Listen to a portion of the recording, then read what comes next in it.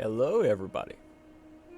Today I wanted to talk a little bit about Vampire The Masquerade Bloodlines 2 and my own personal thoughts about it and what I ultimately believe is going to happen in the future for it. If you like this content, make sure you like and subscribe and leave a comment below or dislike it if you want to. But without any further ado, let's get into it.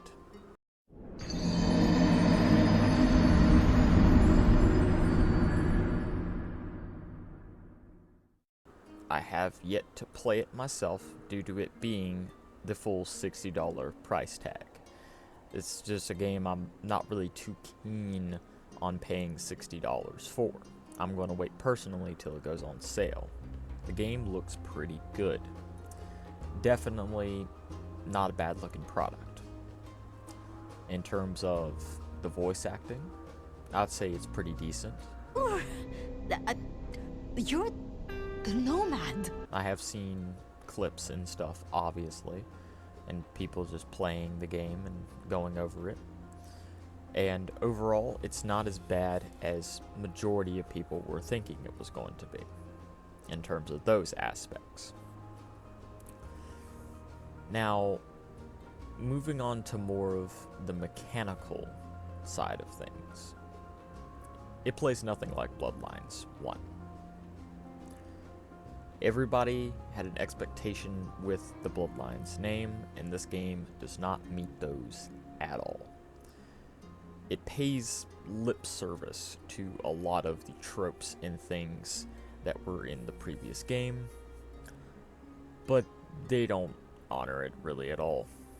I've even had people explain to me that in the game you can basically unlock every single power, and you can effectively just in one playthrough get all the choices. That's not a role-playing game. That is a power fantasy action game with very little power fantasy aspects in it, I assure you.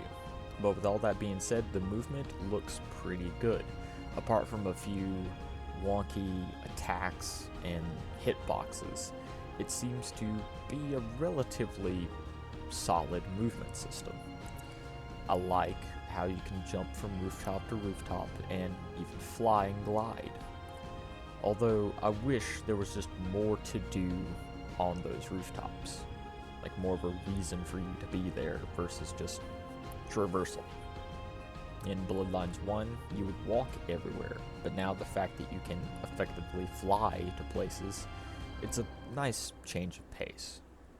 And that's about all I have to say on the gameplay side of things. Now moving on to more of the story. Their decision to have you play as an elder vampire is a concept that in theory can work, but only if you're willing to do the necessary steps to build up and make that work. Of course, you're playing as Fire, which is a predetermined character. This game is far more in line with games like The Witcher. You play a set character and not exactly your own character. But it does the Fallout 4 thing where you create your character anyway, even though your character has a predetermined name, which just feels very jarring. And from looks of it, this game just doesn't have enough value in it to warrant a replay, which is kind of sad. That's literally what Fallout 4 made up for. Not only that, but the politics of the vampires are non-existent. The Nosferatu proudly show themselves in public. They won't even look nowhere near as disturbing as their Bloodline 1 counterpart. And most of the clans, I don't even believe are represented. There's only 6 clans in the game versus the overwhelming amount of clans that were in the first game.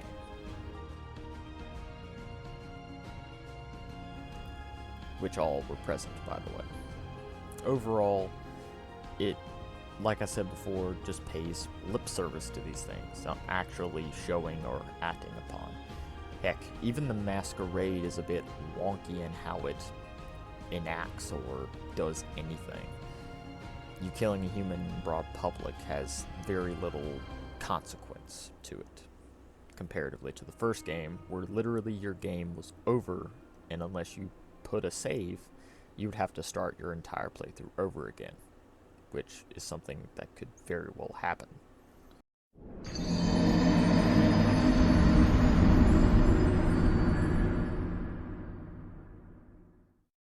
Moving on from gameplay, graphics, and overall voice acting quality, we have what I believe is going to happen. One of 2 or 3 things that will happen. My own personal theories on the future of Bloodlines as a whole.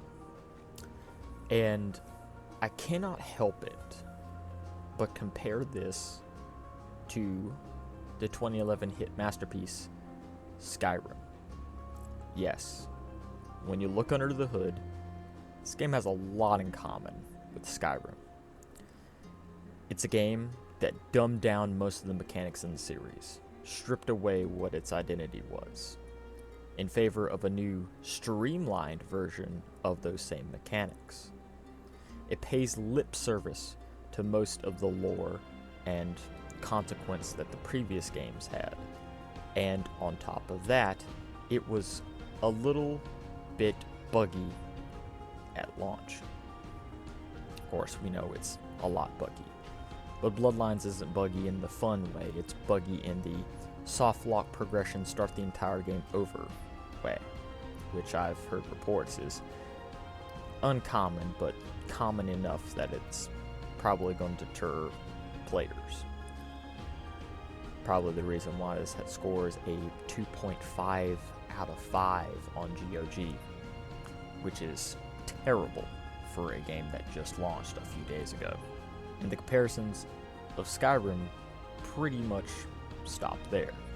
But because we have Skyrim, I have a feeling it's going to turn out one or 2 ways. One, the game will continue to decline and players will just stop playing and the game itself will die. Or it's going to be another Skyrim, where the modding community picks up the slack. If you notice by looking on the Nexus and you search up Bloodlines 2, that there is currently 81 mods at the time of recording this. 81 mods. That's more than most other games get within a month of being out, much less just a few days. Either this game will die, or it will have a renaissance and a resurrection, as it were, by the modded community. Just like Skyrim, people would not play it for the base game, but play it for the mod ability to make the game however you want. Bloodlines 2 might actually be the next quote-unquote Skyrim. To shove this Skyrim comparison even further, the world is kind of fun to traverse and explore, a lot like Skyrim is, but just in a different way. Where Skyrim has a lot of interesting encounters, items scattered about, and references, Bloodlines 2 has good movement mechanics. Gliding from rooftop to rooftop is satisfying. Being able to go into alleyways and just rip and tear. It has a surreal feeling to it that people actually praise about the game and enjoy. And that enjoyment just might be enough to keep it alive long enough and more than enough for people to go, you know what, this game's pretty fun, but it's lacking this mechanic, so let me mod this into it right quick. That's how Skyrim got its renaissance and resurrection. Let's be honest, beside the copies they sold, very few people after playing it came back to it. It wasn't until years later where veterans started playing again just because of the mod ability. And then Skyrim sold even more because of those mods. regardless what Bethesda would have you think. But what are your thoughts on all this? I seriously want to know what the community is thinking. My theories might be totally wrong. But the way I see it, one of two things are very viable. Either it's going to have a resurrection with the mods, or it is going to just simply die off. Or, the third unlikely option that I just thought of, the Chinese room might update the game to where it's actually more faithful to the Bloodlines title, or change the title to Vampire the Masquerade Nomad. I know that guy on the internet. Can't remember his name. But that's a pretty cool title. And I wouldn't mind if there was an update that just crossed it out. Bloodlines 2 in red, and then underneath in red with 2 marks underneath, insinuating the Nomad title. I think it would be pretty cool if they did that. But seriously, comment down below what you think. Like, dislike, subscribe if you wanna. And as always, I will see y'all in the next video. Peace out, and have a very wonderful, blessed day. Bye-bye.